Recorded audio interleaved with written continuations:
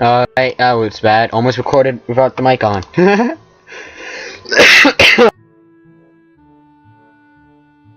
Oh man. Here we go. He doesn't seem to be intent on asking everybody like this, so he must have some kind of selection criteria. At a guess, I'll grade in his class. Well, something in science might be the path of least resistance. His face brightens, no doubt pleased at the thought of a prize student following his subject as a career path. Good. Having a general idea is the first step. I would advise you to think on it though. I will. Things are kinda settling down, which will help. Good to hear. Oh, and I've noticed, it's a regular voice. I've noticed that Ikasawa's attendance and grades have improved since you came to be friends. I'd like to thank you for that. I'm surprised you noticed we knew each other. Kidza chuckled, as awkward as his smile. This guy really has no idea how to act properly around others. Every facial movement seems like— God, I can't speak!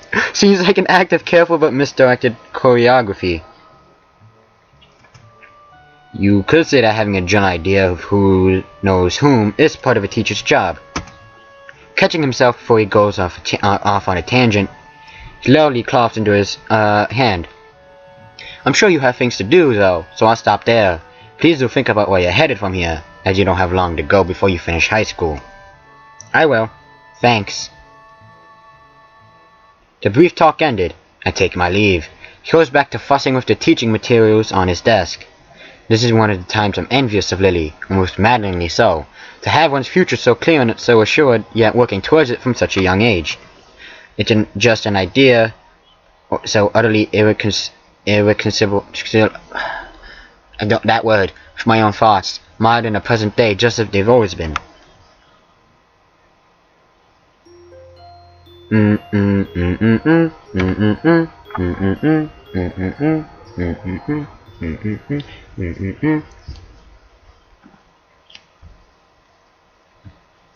Walking through the lobby to the cafeteria, I suddenly ruined my daily routine, having been completely thrown off. It seemed like a normal day. I arrived in class before most, due to waking early and having become quite adept at chucking down my pills while choking as I get ready for the day. But as students trickled in, one never materialized. Hanako. Step inside, my eyes scanning the expanse of the cafeteria in search of a suitable place to take a seat.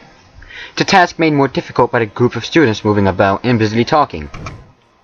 Yeah! Hand pounds my back hard a couple of times, severely winding me. Couldn't care less about the culprits. I focused my thoughts on my chest in a near-automatic reaction. My hand instinctively tightens over my breast, and I start going through the steps I rehearsed in my mind every other day. Breathe steadily, in and out. For measure of relief, I slowly feel my chest becoming less tense. By the time I look back up, my face is covered in sweat from the experience. Oh my god, Kenji, why? Hey man, how are you? Are you okay? God damn it, don't do that, you idiot! Retreats back, an expression of unease written on his face. In hindsight, I shouldn't probably have barked at him, considering we had no— I can't speak! He had no way to know! I leave a sigh and right myself with some difficulty. Oh my god. Sorry, I just have some chest problems. Sharp knocks aren't good. Seems strange to see him so upset. The fact that I can't do anything about it irritates me. Let's get lunch. Oh, it's okay to have some company for once. Okay. We start off to the serving line. One good thing is that Kenji and I can make small talk nowadays, as opposed to my only— Aw, crap, pulled out my headphones. With him being anti-feminist lectures, seems like it'll be hard to find an empty table. There's a few people I don't mind sitting with. Nobody's like you, though. Feel the shiver run through my spine. Clarify that now? They don't listen. Their minds are closed. It's the media, man. The goddamn brainwashed mainstream feminist fascist media. Takes a breath and I save a second of silence. Dang, they control everything but you and me. I relax a little while we grab our food and drink. So, what you've got for me? Huh? Come on, you've been hanging on to talent out of the chick for ages now. Rumors are all over my class, and probably some of the others too. Eavesdropping's in a good habit. Let me guess, you never do it. Not even when you're bored. Really? Well, fine. Point taken. Both of us stopped to have soup labeled into a couple of small bowls and placed onto our trays. The concoction that lay into the bowl looks pretty questionable, but at least it smells reasonably good. As we take our seats at a miraculously free table, try to think of something that would actually interest him at all. I hope I can come up with an acceptable topic. I found an answer to come to us correct. where Lily's non-Japanese half comes from, that is. Good man, it's Russia, right? Totally Russia. Scotland. He's visibly stopped in his tracks. Scotland? Yeah, that was my reaction too. She could speak English fluently and everything. If she was Russian, wouldn't she have at least a tiny bit of a Russian accent? Dang, he was means how terrifying this news is to me. I think he's hyperventilating. Passing out for a little while would make him more relaxed than he normally is. Alright, here's the thing. I've never played Lily's route. I need to find my stinking, the chart, so I know what to do, so I don't screw up. Let me find it.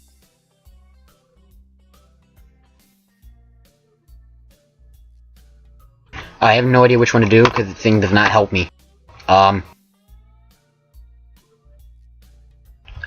We'll save this for now. We'll save it and hope I make the right choice. I don't know if this choice really matters, but I would really not to screw this up, so yeah. Just gonna ignore him. I dig in my food, hoping he'll take the hint from my silence. I just lost 1,000 yen, man. 1,000 yen! Dang, this is the worst day ever. No such luck. You're kidding me? You made a bet about her nationality? One of the dudes in my class was bugging me about it. I gave him some of my wisdom, and he had the audacity to say my logic was wrong. So what did he think? In Germany or something? Doesn't matter. What matters is my 100 yen. 1,000 yen. That. Oh god! They ruined her. Oh, wow. He looks utterly devastated as he wolfs down several clumps of his soggy soy-soaked rice. It only takes a few mouthfuls before he pokes his chopsticks at me, stabbing the air repeatedly in revelation. Why, Did your mother ever tell you not to speak with your mouth full? Gives me a dirty look before choking down the rest of the food left in his mouth and taking a gulp of juice. It's rather unsightly. Remembering my own food in front of me, I decided to get the task of eating the cafeteria food over and done with as fast as possible. The sooner I do so, the sooner the experience will be over. So as I was saying, why would anyone want to live in that place anyway? I mean, what is there to see? Grassy plains, that's it. Lots and lots of glassy? Gonna kill myself. Grassy plains. And men in kilts. Not sure which is worse, this food or his worldview. I feel my face being dragged down by their combined weight, not that he notice or care. It's not that bad. Why do you care about her so much anyway? She's just your class representative after all. He gives a malevolent chuckle. What is anyone but Kenji? I feel uneasy at how he sounds. I finally found a chink in the Feminist Legion's armor. It took a while, but I'm confident that it's going to be how we can bring down the whole system. I'm about to blow your mind. Are you ready? I tune out his rambling for a moment as I finish my rice and start on the unappetizing soup. One taste is enough to confirm that it's cold. Ready as I'll ever be. I confirmed that Lilly is in the mafia.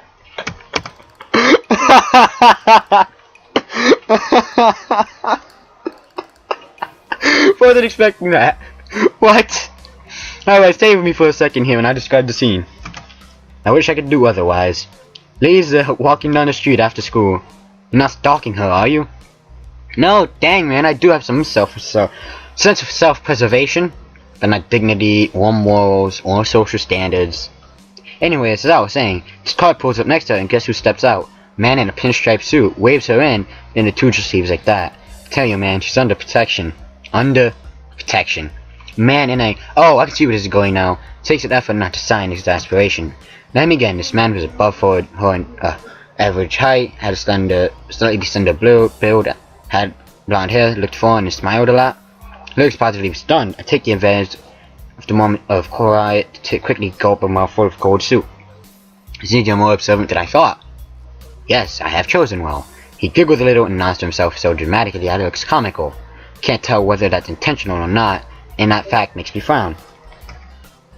This has important ramifications. You know, if she really is connected to people like them and we're smart about what we do with this information, we can turn this into our greatest weapon against the student council. Once he starts rambling into conspiracy territory, my juice only becomes of much more importance. Only half listening to his pontification, my mind drifts to the matter of Lilly and her antipathy for Shizune. The past between them is steadily becoming more coherent, but I'm not even sure if I should be learning of her past this way. Indeed, even if I do work out what went on, it really doesn't seem like my business to go and interfere. Because it's not your business. Oh no.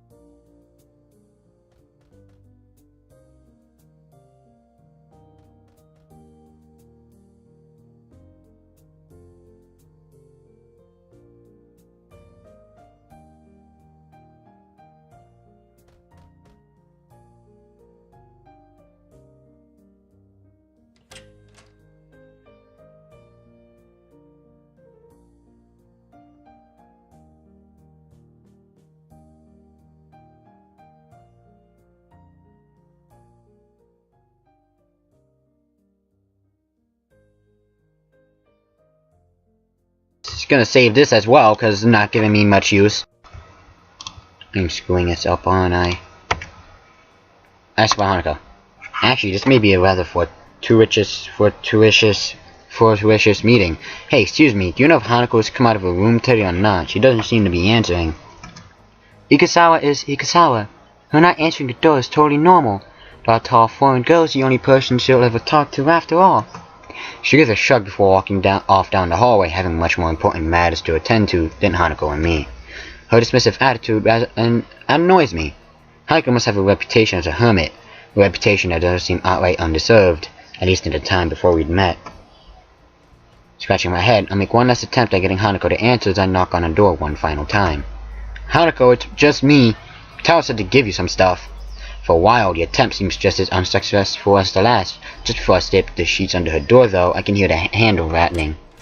Oh, it's her. As the door opens halfway, I do my best to look Hanako over as quickly as possible. The task made somewhat more difficult by her oversized gown hiding so much of her body. She doesn't look sick, or at least not immediately so. To be honest, I'd have preferred that to her expression right now. Hi, Hanako. Katawa wanted me to give you these since you weren't in class today. Current music track, Nocturne, right. I hold out the loose sheets, which she tentatively takes in her hands. The way she moves is weird, devoid of thought, as if she's some kind of mechanical automaton rather than a living being. Are you okay?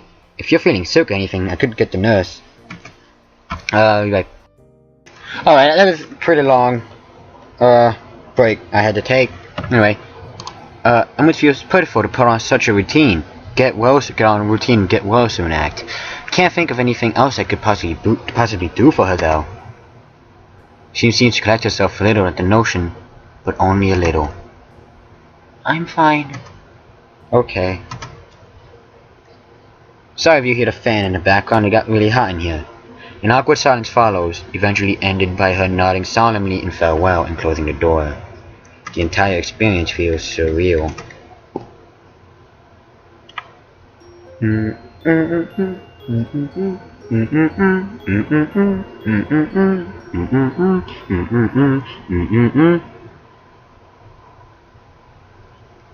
Once again, I find myself in front of Hanako's door after another of her unexplained absences from class. Nothing. Considering this is the second day in a row she's been like this, I'm starting to worry about her. Summoning my willpower, I decided to try one last way to get her to respond. Hanako, if you don't say anything, I'll go get the nurse for you.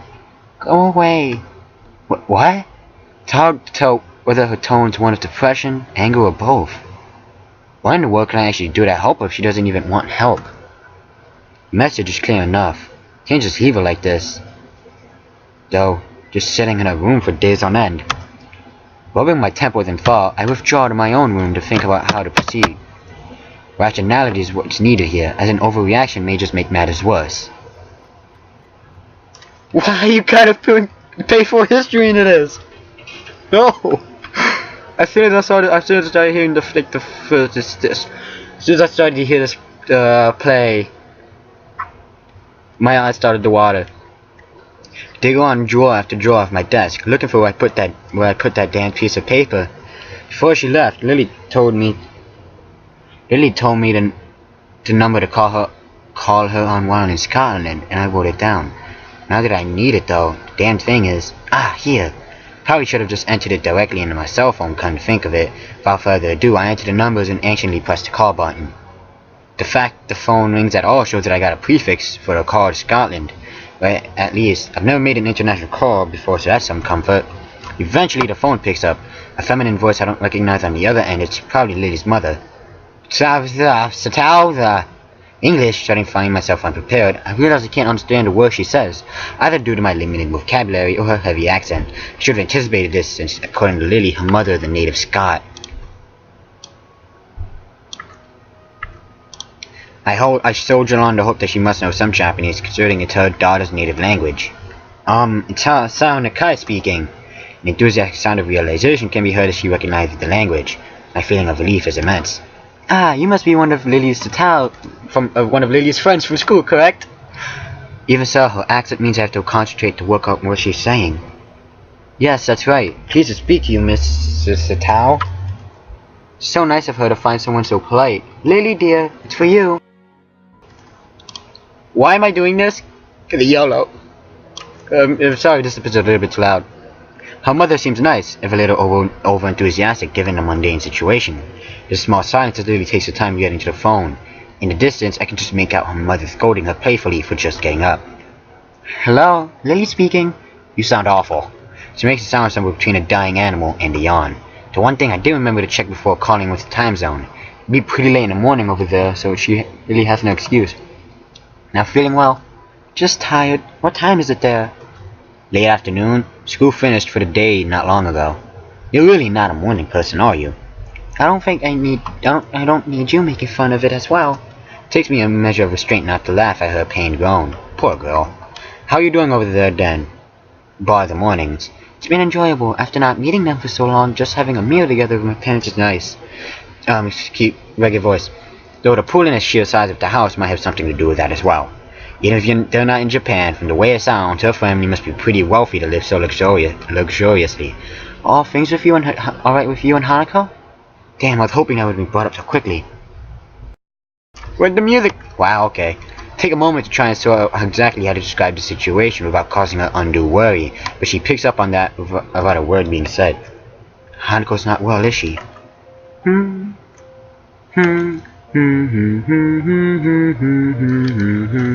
How did you know? Because today's her birthday. I hope she might have gotten at least a little better after coming to know you, but how is she right now? She missed school yesterday and seemed out of sorts when I checked up on her. Today she missed school again and just told me to go away. I've really got no idea what to make of it. Has this happened in the past? Is this relative to her scarring in some way? Anyway, I'm gonna end this here. Bad place to end it, I know, but whatever.